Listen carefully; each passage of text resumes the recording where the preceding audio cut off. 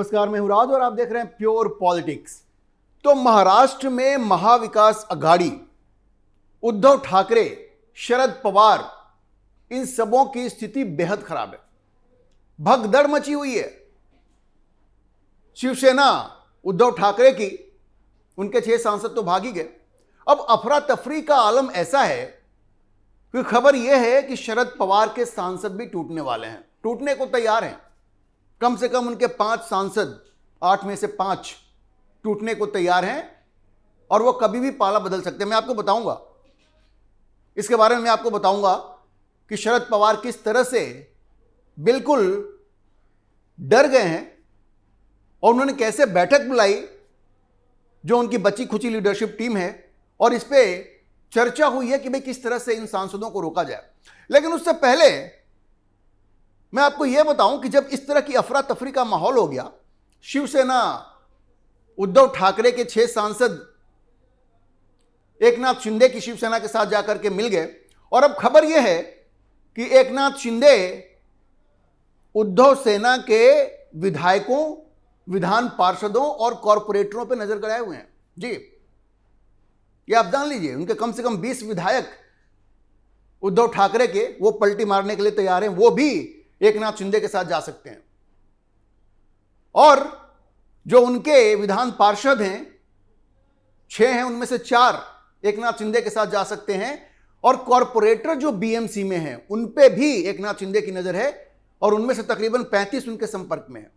तो ये सारी जो खबरें आ रही हैं कि शिवसेना में आगे भी टूट होगी, पहले तो सांसद भागे, अब विधायक भागेंगे, पार्षद भागेंगे और कॉरपोरेटर भागेंगे बीएमसी के, तो उससे अफरा तफरी मच गई। और इस अफरा तफरी के बीच में एकजुटता दिखाने के लिए महाविकास आघाड़ी एमवीए की एक बैठक बुलाई गई। शरद पवार ने कहा कि भाई एक बैठक बुलानी चाहिए, सब लोगों ने मिलकर कहा कि बुलानी चाहिए, लेकिन वो और उल्टा पड़ गया। उसमें विपक्ष के महाविकास आघाड़ी के 60 विधायकों को बुलाया गया था, उनमें से 23 आए ही नहीं, 23 विधायक नहीं आए। हर मजे की बात यह है कि शरद पवार भी नहीं आए। 60 विधायकों को बुलाया गया था इस मीटिंग में एकजुटता का परिचय देने के लिए बुधवार की शाम को, और जब वो बैठक हुई तो 60 में से 23 विधायक तो वहां पहुंचे ही नहीं। साथ में न शरद पवार पहुंचे और ना ही जो उनके सीनियर लीडर हैं जयंत पाटिल, वो भी नहीं पहुंचे। कह दिया कि भाई कोई पर्सनल रीजन है। ये जो बैठक बुलाई गई थी वो एकजुटता दिखाने के लिए बुलाई गई थी। एकजुटता क्या दिखती, ये तो और दिख गया कि दरार पड़ चुकी है, पूरी तरह से दरार पड़ चुकी है। महाविकास आघाड़ी में दरार क्या पड़ी है, वो धीरे धीरे खत्म हो रही है। अफरा तफरी का माहौल है, क्योंकि देखिए महाविकास आघाड़ी की कोई आइडियोलॉजी तो है नहीं ना, ये तो अपनी अपनी डफली, अपना अपना राग वाली बात है। कांग्रेस की कुछ और आइडियोलॉजी है, उद्धव ठाकरे की और आइडियोलॉजी है, एनसीपी की और आइडियोलॉजी है, सबकी अपनी अपनी आइडियोलॉजी है। सत्ता पाना यही उनका एकमात्र उद्देश्य था। अब सत्ता तो दूर दूर तक उनको नजर आ नहीं रहा है, तो सब लोग पलटी मार रहे हैं, भाग रहे हैं। शरद पवार की पार्टी टूट रही है, उनके सांसद भी भाग रहे हैं, और शिवसेना जो उद्धव ठाकरे की है उसकी तो स्थिति और भी खराब है। अच्छा देखिए, ये जो विपक्ष है, महाविकास आघाड़ी है, उसमें किस तरह की खींचातानी है और किस तरह से बिखराव साफ साफ दिख रहा है। यह बैठक बुलाई गई थी एकजुटता दिखाने के लिए, और जैसा मैंने आपको बताया, न इसमें शरद पवार पहुंचे, न जयंत पाटिल पहुंचे, कांग्रेस के नेता नाना पटोले भी नहीं पहुंचे, विजय वडेट्टीवार भी नहीं पहुंचे। विजय वडेट्टीवार के ऑफिस ने कहा कि भाई वो आजकल ठीक नहीं है, उनकी तबीयत ठीक नहीं है। बताइए, तबीयत इतनी खराब है कि इतनी महत्वपूर्ण मीटिंग में नहीं जा सकते थे। तो ये सब लीपापोती है और कुछ नहीं है। ये सब लीपापोती करने की कोशिश हो रही है, लेकिन महाविकास आघाड़ी में ये जो क्रैक है, ये जो बिखराव है जो एमवीए में है, वो साफ साफ दिख रहा है। अब अटेंड किसने किया?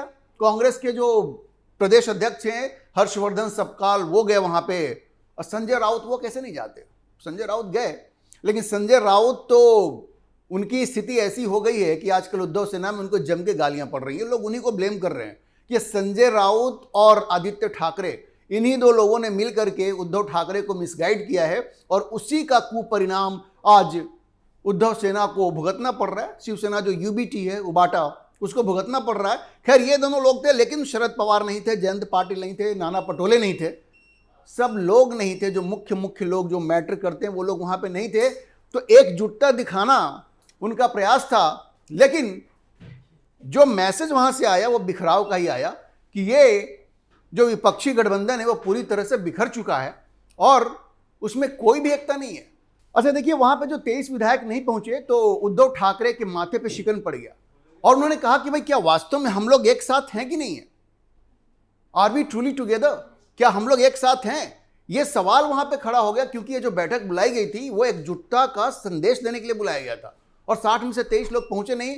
उद्धव ठाकरे इतने हताश हो गए, इतने परेशान हो गए कि उन्होंने पूछा कि भाई हम लोग एक साथ हैं भी कि नहीं है? अब तो खुद मुझे यह संदेह हो रहा है कि ये एमवीए एक साथ है कि नहीं है। और देखिए, उनके माथे पे शिकन तो थी, लेकिन उन्होंने एक ब्रेव फेस दिखाया और उन्होंने कहा कि देखो, अब जो चले गए वो तो चले गए, जो लोग बचे हैं अब वो लोग भी एक साथ मिलकर कम से कम काम करें, ताकि ये मैसेज जाए कि अब जो लोग एक साथ हैं वो जनता के बीच में जाएंगे और उनका विश्वास जीतने की कोशिश करेंगे। तो आप एक समझिए कि उद्धव ठाकरे इतने हताश हो गए हैं, अब वो साफ साफ कह रहे हैं कि भाई जो लोग जा रहे हैं उनको हम रोक नहीं सकते, वो मेरे वश की चीज नहीं है।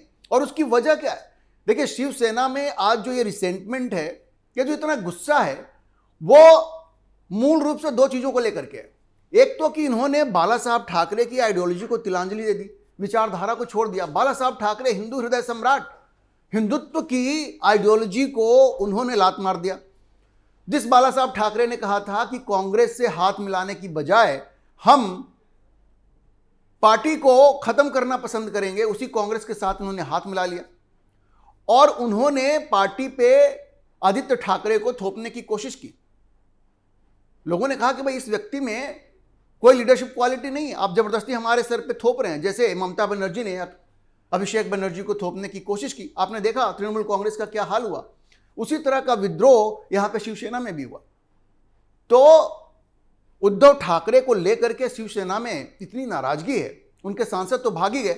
और जैसा मैंने आपको कहा, एकनाथ शिंदे अब उनके विधायकों पे भी नजर रखे हुए हैं, उनके पार्षदों पे भी नजर रखे हुए हैं और उनके कॉर्पोरेटरों को भी तोड़ने की कोशिश चल रही है। बहुत जल्द आप देखेंगे, वहां से भी आपको खबर मिल जाएगी। तो ये सब कुछ देखते हुए उद्धव ठाकरे ने यह सवाल पूछा कि भाई क्या हम लोग एक साथ हैं? मतलब उनकी अपनी शिवसेना में तो प्रॉब्लम है ही, ये शरद पवार भी नहीं आए, नाना पटोले भी नहीं आए, कोई भी इस मीटिंग में नहीं आया, जो बड़े बड़े लोग थे, एक दो लोगों को छोड़ करके। अच्छा देखिए, जो 23 विधायक नहीं पहुंचे तो अफरा तफरी का माहौल तो हो ही गया, उद्धव ठाकरे परेशान हो ही गए। आदित्य ठाकरे ने इस पे लीपापोती करने की कोशिश की और कहा कि भाई कुछ विधायक इसलिए नहीं आए कि उनके कुछ अपने कारण थे, उनकी अपनी व्यस्तता थी। लोगों ने पूछा कि शरद पवार क्यों नहीं आए, तो कहा शरद पवार व्यस्त थे और हमारी क्या रणनीति है हम आपको नहीं बताएंगे। अब बताइए इसमें क्या रणनीति है? शरद पवार नहीं आए, इसमें कोई रणनीति है क्या? और 60 में से 23 विधायक आपके नहीं आए, इसमें कोई रणनीति है? ये तो लीपापोती करने की आप कोशिश कर रहे हैं। वो कह रहे थे कि भाई हम लोग स्ट्रेटजी बनाएंगे, ये तो बैठक बुलाई गई थी कि मॉनसून सेशन जो शुरू हो रहा है उसमें क्या स्ट्रेटजी बनाई जाए, तो ये कोई बड़ी चीज नहीं है। लेकिन आदित्य ठाकरे को ऐसी बचकानी बात करने से बचना चाहिए, क्योंकि मैसेज क्या है वो तो साफ साफ दिख गया। आपने बुलाई थी ये बैठक एकजुटता दिखाने के लिए और लोग वहां पहुंचे नहीं। और खास करके टाइमिंग आप देखिए, अभी 6 शिवसेना के सांसद एकनाथ शिंदे के साथ जाकर के मिल गए हैं और वहां तो आपकी इतनी बुरी पराजय हुई, इतनी बुरी पराजय हुई। और अब ये खबर आ रही है कि शरद पवार के भी जो 5 सांसद हैं वो टूट सकते हैं। खबर यह आ रही है कि आपके जो विधायक हैं उद्धव सेना के, वो टूट सकते हैं। एकनाथ शिंदे की नजर उन पे है, आपके कॉर्पोरेटर उधर जा सकते हैं और ऐसे में आप कहते हैं कि हम अपनी रणनीति बना रहे हैं, हम आपको अभी नहीं बताएंगे। अच्छा देखिए, जैसा मैंने आपको बताया कि जो शरद पवार के जो 8 सांसद हैं उनमें से 5 टूट करके उधर जाने को तैयार है और अखबारों में ये सब कुछ छप रहा है, मीडिया में सारी खबर आ रही है। जो बड़े अखबार हैं, टाइम्स ऑफ इंडिया, उसमें भी ये खबर छपी है, दूसरी रिपोर्ट्स में भी ये बताया जा रहा है। और अभी हाल में वहां की जो उप मुख्यमंत्री हैं सुनेत्रा पवार, उनकी मुलाकात हुई है केंद्रीय गृह मंत्री अमित शाह के साथ। और उसके बाद जो ये संभावनाएं हैं, ये जो चर्चा हो रही है कि शरद पवार के 5 एमपी टूटने वाले, इनको और बल मिला है कि 5 एमपी तो उधर भागने वाले हैं। तो पूरी तरह से अफरा तफरी का माहौल है। उद्धव सेना टूट रही है, शरद पवार के सांसद टूट रहे हैं, उद्धव सेना के विधायक टूटने के लिए तैयार हैं, कॉर्पोरेटर टूटने के लिए तैयार हैं, पार्षद टूटने के लिए तैयार हैं। तो दरअसल एनडीए जो है वो महाराष्ट्र में भी मजबूत हो रहा है। और अब चूंकि ये सांसद लोकसभा में अगर देखिए, अगर शरद पवार के भी 5 सांसद टूटते हैं, एनडीए को समर्थन देते हैं, तो एनडीए का कुनबा तो और बढ़ेगा। धीरे धीरे एनडीए 2/3 बहुमत की तरफ संसद में पहुंच रही है। महाराष्ट्र में तो ऑलरेडी उनके पास 2/3 बहुमत है, वहां पे इसकी जरूरत नहीं है। लेकिन महाराष्ट्र में यह हो रहा है कि विपक्ष पूरी तरह से खत्म हो रही है, अफरा तफरी का माहौल है, अफरा तफरी का माहौल है। और इसकी मुख्य वजह यह है कि उद्धव सेना पूरी तरह से डिस्क्रेडिट हो गई है। शिवसेना के जो कैडर हैं, जो वर्कर हैं, उनकी नजरों में उद्धव ठाकरे गिर चुके हैं। आदित्य ठाकरे का कोई सम्मान नहीं रहा। लोग पूछ रहे हैं कि इन दोनों ने मिल करके, और खास करके संजय राउत, आदित्य ठाकरे के साथ आप संजय राउत को जोड़ दीजिए, लोग बड़े नाराज हैं। अच्छा देखिए, ये जो महाराष्ट्र में जो विपक्ष है उसमें नरेंद्र मोदी को लेकर के किस तरह का विरोधाभास है, ये भी आप देखिए। कुछ समय पहले शरद पवार ने प्रधानमंत्री मोदी को डिफेंड किया था। कांग्रेस जब अटैक कर रही थी प्रधानमंत्री मोदी को, तो शरद पवार ने अटैक किया था और कहा था कि ये जो उनकी विदेश यात्रा को लेकर के जो आरोप लगाए जा रहे हैं वो ठीक नहीं है।